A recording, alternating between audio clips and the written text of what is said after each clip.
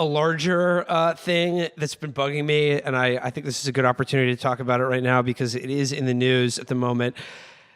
Obviously, we all know Trump is a buffoon and awful, and then the Obama people are like, how dare you, sir? I remember when we had a real commander-in-chief. But again, people forget there was also another president that we had in very recent history who people have forgotten about or they're rediscovering now, but rediscovering a certain affection for him. And of course, I'm talking about President George W. Bush. And he's in the news today because he gave a speech last night that is being hailed as his official denunciation of Donald Trump and bigotry.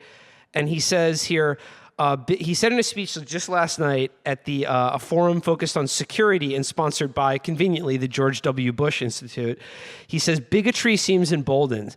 Our politics seem more vulnerable to conspiracy theories and outright fabrication, said Bush.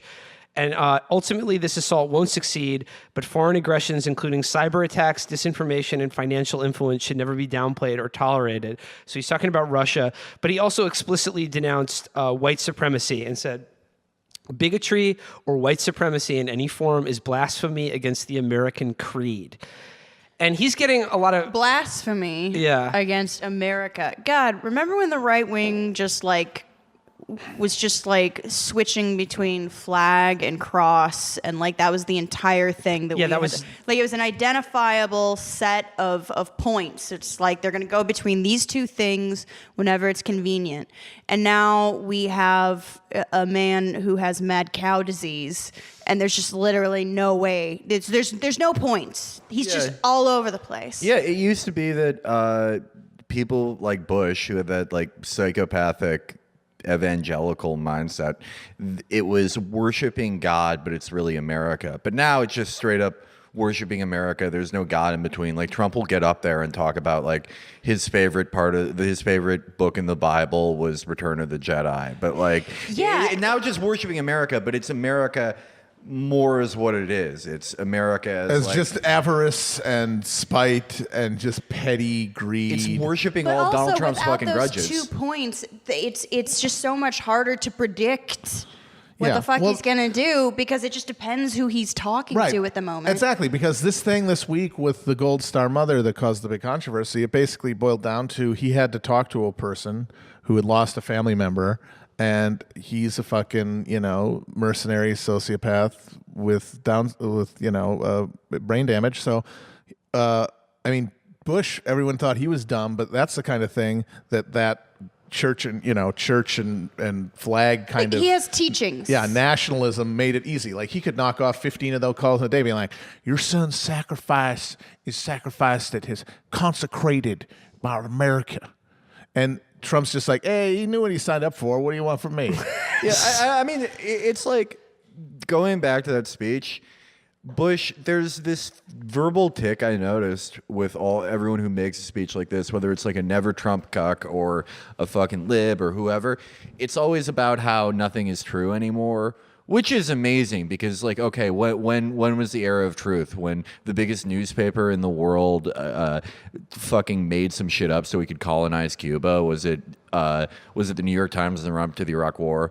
But just in that next statement, he talks about white supremacy as if it's this thing that Trump made up, as if the only way you see white supremacy is if someone builds a wall or if someone has nativist rhetoric. But it's one of the most white supremacist actions you can do is fucking invade a country because your dad's friends were like, yeah, it will be good for everybody. Find what you're looking for, kill 2 million fucking people, and then say you did it for a different reason, and then everyone forgives you. Him and fucking David Frum, too, who now is also, a tenured member of the anti-Trump resistance or whatever. Who agrees with him on border security, the core of his nativist thing. Those guys, the Bush administration, helped launch a completely fraudulent war based largely on the idea that Americans couldn't tell Arabs apart. If that isn't fucking racist, I don't know what is. And then killed a few million people. And here's the thing that I think absolutely has to be said. I'm shocked more people haven't brought this up. Now, there's still time, and Trump has a very high ceiling of terrible shit to do. But it cannot be said enough. The first Bush administration, particularly his first term, is light years more abominable than anything Trump has done so far. That's a big caveat, I understand. But the first Bush administration and everyone involved in it is a million times more evil than anything Trump has ever done thus far. Yeah, it's basically the difference between a Hall of Famer and a very promising rookie. And you can project that rookie to one day do better than the Hall of Famer, and then you kind of imagine him as that. But he's not there yet, folks.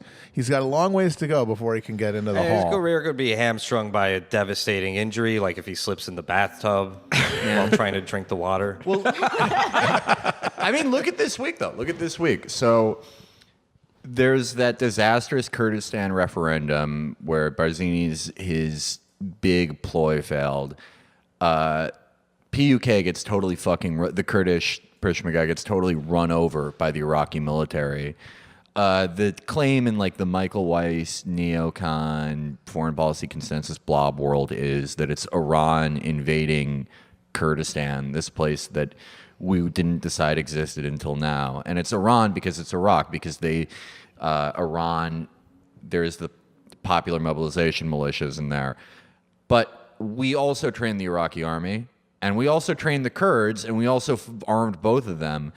But that whole thing, whatever Trump does with that, whatever fucking insane thing happens, whether it's him running an aircraft carrier aground in the fucking port, like in the port of Tehran, like running it aground in the Persian Gulf and turning it into a fucking pressure cooker when Iranian speedboats cook it up, us losing a war with Iran, whatever fucked up thing that happens, it's there because George Bush invaded Iraq and sent a bunch of fucking kids who, if they were born like later, they would be wearing diapers with TPUSA.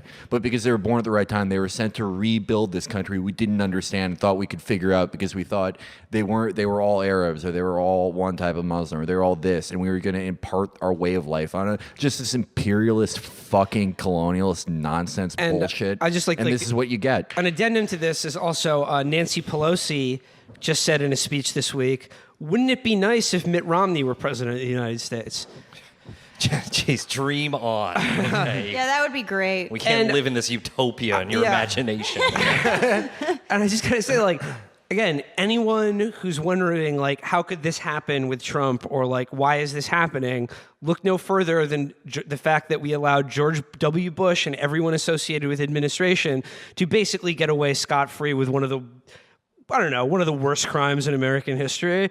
And I want to read here, this is what Stephen Walt said. This is the first 280 character tweet that's been worthwhile. It cannot be stated enough. This is Stephen Walt just the other day. He said, here's an intriguing counterfactual. Imagine that every pundit who advocated for the Iraq War in 2003 had been let go and replaced by someone who had opposed it. Wall Street Journal, Washington Post, and New York Times would be far more diverse, accurate, and interesting today.